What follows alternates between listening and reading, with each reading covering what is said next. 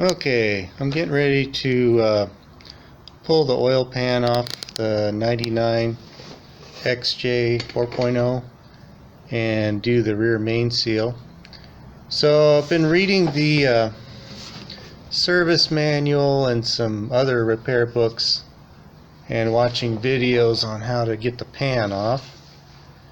The problem is the oil pickup tube hangs way down, which is a good thing, but you have to really get the pan way down and the axle's in the way, so that light's a little bright.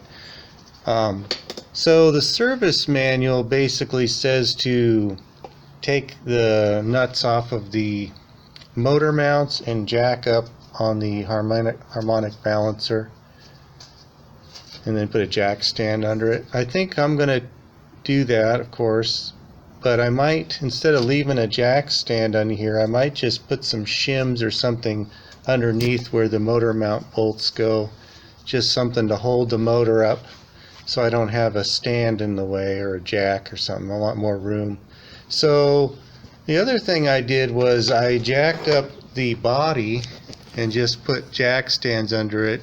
The tires aren't off the ground, but they're just almost, springs are fully down. So I've got the axle hanging pretty low. Now, I was reading in a book, it says you could take the lower shock bolts out. I didn't do that, but if you really want to get the axle way down, that's good. But I think the combination of having the axle, hanging down and then jacking the motor up, I shouldn't be an issue. So the book says service manual says take the starter out, flex plate cover, and then, that light's kind of blinding, but unhook the exhaust at the header there, collector, and then so like I say, unhook those things and then jack this up, and then I can get the pan out. So I wanted to look at these studs here. There's this is the driver's side. There's 1, 2, 3, 4, 5, 6, 7 studs, and then there's bolts, 2 bolts on the back. So that's the driver's side. And then on the passenger side, there's, let's see if I can get a shot of this. Yeah, so there's a couple bolts here up by the alternator, and then the third one back is a stud. There's 3 studs on this side, 1, 2, 3, and then there's the brackets for the transmission cooler. Yeah, okay, so I got the battery unhooked, so I'm going to start taking the starter and the flex plate cover out. Alright. Okay, so I've got the exhaust all unhooked and flywheel covers out, draining the oil right now. So the manual says, service manual says to take these, you jack up on the damper on the front of the engine, you pull these through bolts out on the motor mounts, and I don't know how high this engine's going to go. That's the thing I don't know. It can only go so far because of the fan and whatnot. I'm thinking maybe an inch. So my idea is probably not going to work, but I was hoping to take these out, jack it up, and then just shove a punch like this through the hole. I was hoping that that would go up high enough where I could just shove something in here and then it would sit up on top and hold the engine up so I don't have to put a stand in. It's probably not going to work, but anyway, I'm going to try that or see if it works, because I just really would like to not have a jack stand underneath the front of the motor just because it's going to be in the way. It'd be nice to not have anything in the front and have this engine still up where it needs to be. So yeah, we'll see if this works. If not, I'll just do it like the manual says and leave the stand in there, work around it.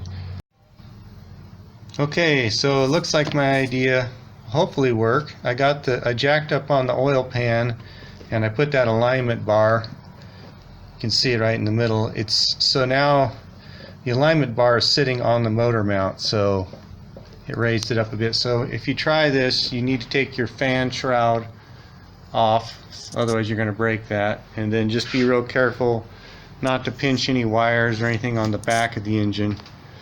And then over on this side, I didn't have an alignment punch that would fit, so I just stuck an Allen wrench. I don't know if you can kind of see it down there. I'll put it in the center of the, yeah, you can see it right there. Anyway, threw an Allen wrench in there. I'll get a shot underneath. Not really sure how to get the best shot of this, but you can see I got quite a bit of room for that oil pan to come down. It's probably hard to tell, but you know, the axle's way down. Like I say, I probably got, you can kind of see the exhaust maybe back there. Got a gap there where, you know, to tell the engine is up a little bit higher, and get a better shot of that motor mount up there. I get the camera in the right spot. Huh. Where is it? There we go. There's that Allen wrench up there. You can see the motor mount. It's hard to get the light in there. Yeah, okay, so anyway, we're getting ready to pull the pan off, and I'll continue from there. Okay, so I got the oil pan out, and so unfortunately I did not have the engine jacked up high enough, so I had to do a couple of things. I had to remove the steering stabilizer, which you see right in the middle, and I took the passenger side sway bar link out, and I also took the nut off the top of that shock on the passenger side so that the axle on the passenger side would drop down more. I had it to the point where I could get the pan out. You know, it was pretty tight, but you got to realize that you got to put the thing back in with a gasket on it, and you know, you don't want to peel your gasket off as you're trying to jam the thing in there. So you want as much space in there as you can. It's pretty hard to do with the axle, you know, if it's not low enough. But so far so good. I'm getting ready to take the girdle off and do the rear main seal. Okay, I'm getting ready to take the girdle off, and I don't know if it's possible to put this thing on backwards or not, but I want to put it back the way it was. So it has a part number right here by the oil pickup screen, and this is the header side. The part number goes on the, we'll just say the header side. So when I go to put that back, I want that in the same orientation. Okay, I'm going to pull the girdle off. Okay, I'm taking the rear main cap off. I was having a heck of a time getting it loose, so I took both studs out, and then I put this one back in just finger tight. This is the passenger side here, and then I just kind of tried to wiggle this around. I hit it over here with a soft hammer. I couldn't get to this side very well. I tried a brass punch. Anyway, what I did was I found this 1/4 inch extension, and I was able to just shove it in this open hole and just kind of, that gave me a lever. I could work that back and forth, so now it's loose enough to where I can take that stud out and drop it. But you don't want to drop and damage your rear main cap, and so the lip here goes towards the flywheel. Okay, I'm getting ready to pull this thing off. Okay, I got the rear main seal in, and unfortunately I didn't get any footage of the seal. I wasn't thinking, didn't have the camera rolling. Anyway, I've got the seal in, and number 7 main cap is torqued to 80 foot-pounds. I'll show some video of the instructions on what it says to do. Alright, there's what it looked like when I put it in. There's a groove in the seal, and that goes towards the front of the engine. You can't see it in this, they don't show it in the picture. It says the the lip of the seal faces towards the front of the engine. That's, yeah. So they're talking about the top seal. And here's the rear cap. There's a dowel slot there, and then you put a little silicone right on the seal there. It says 6 millimeters. Well, that's to the edge. Anyway, put a little dab of silicone there. And then this is the engine block. Put a little bit of silicone right behind the dowel there. Same thing on the other side. Okay.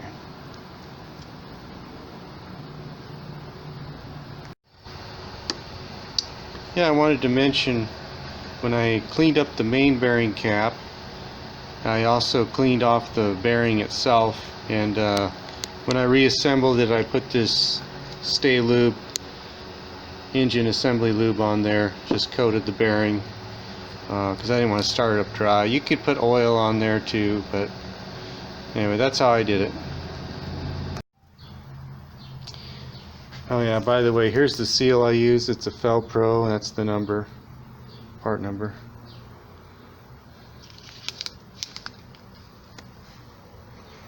I don't know if you need that number, but okay.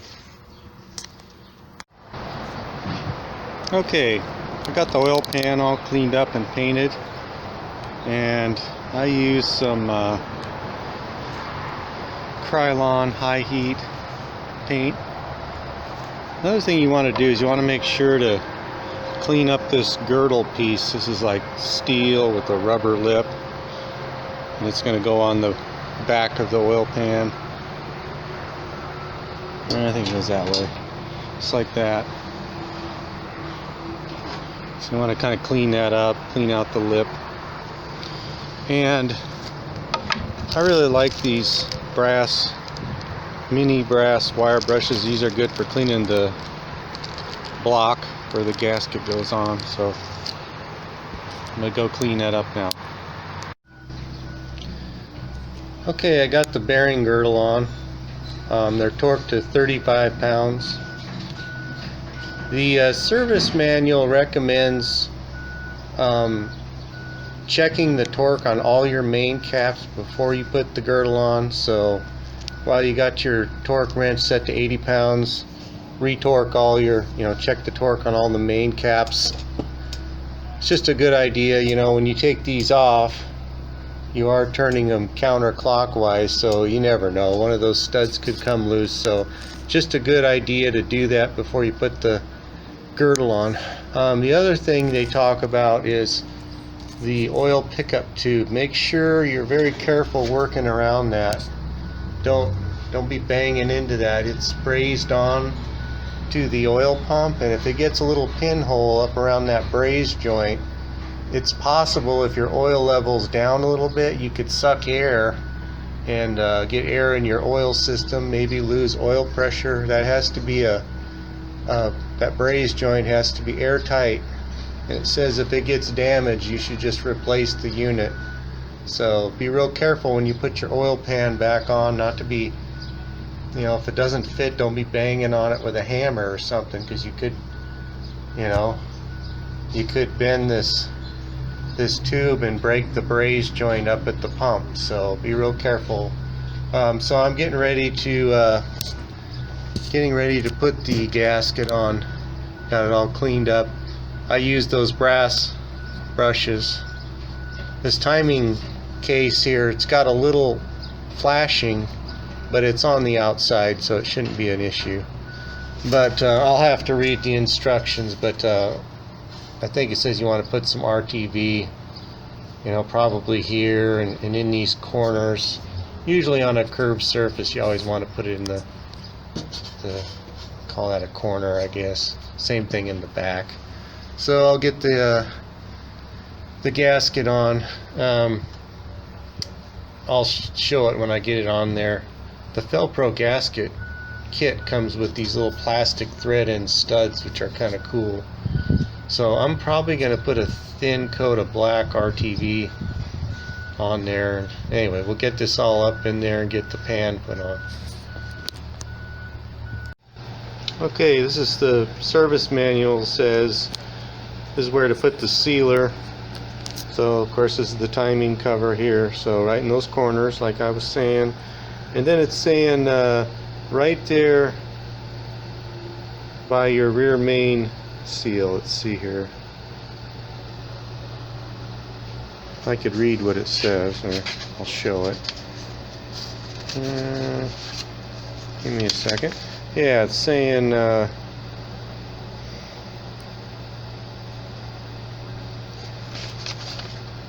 alright, so they're talking about, it says apply Mopar.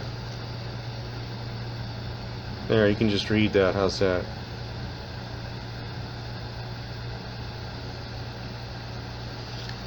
Mopar cap. Apply Mopar silicone rubber sealant on cylinder block to rear main cap corners. There. And cylinder block to front cover joints 4 places, and then that's the picture. So yeah, right there in the corner in the back. Okay, so I'm gonna get that thing on there. I'll show you this gasket. Okay, here's the instructions with the FEL-PRO gasket, and it basically says the same thing as the service manual as far as the 4 points. I've got a 99 Jeep, so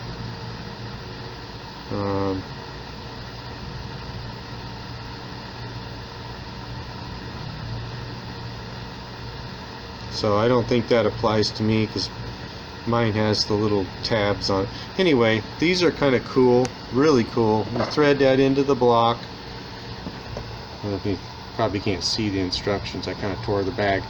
But anyway, you thread that in there, 4 of them, and then you shove the gasket on over it. So, okay, I'm going to get this thing on there.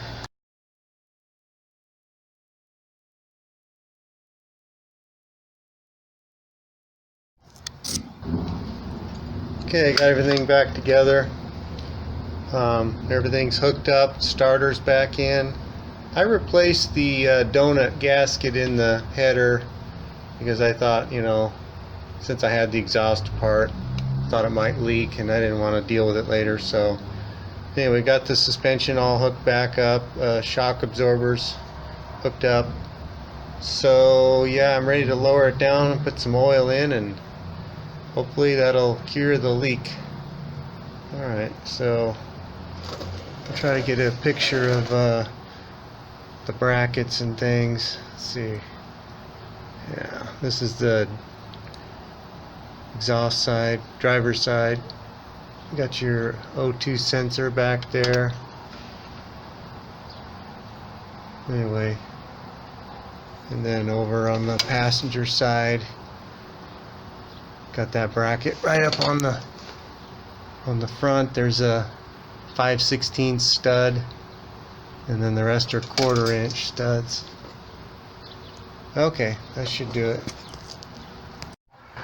Okay, we're all back together. Did a test drive and no leaks so far. When I first started up, I had a little noise. Sounded like the flywheel was hitting something. I think that little shield back there made a noise for about 5 minutes and then it went away. Only other thing I could think of is maybe the starter didn't fully retract and it was just barely hitting the teeth. But yeah, that went away. No oil leaks. Of course, I did an oil change. Now I like to run the Fram, either a PH8 or this is a Tough Guard TG8A, and it's just gives you a little more capacity. I think normally these come with a PH16, which is a shorter filter, but this one here is it's about 5 inches long. And I was looking on Summit Racing, they have one called a Fram HP1, which is even longer. It's I think 5 3/4, so you get a little more capacity. This probably gives you another half a quart. Oh, the other thing I was going to mention is when I was unhooking the exhaust, there's a you want to loosen up the clamp on the catalytic converter, and I just took a soft hammer, and you can drive that pipe that goes from the header to the converter, drive it back, and that's how I changed out that donut gasket, and it just gives you a little more room when you're lifting the engine up. But yeah, so far so good. Hopefully this thing will continue to not leak. Alright, thanks for watching.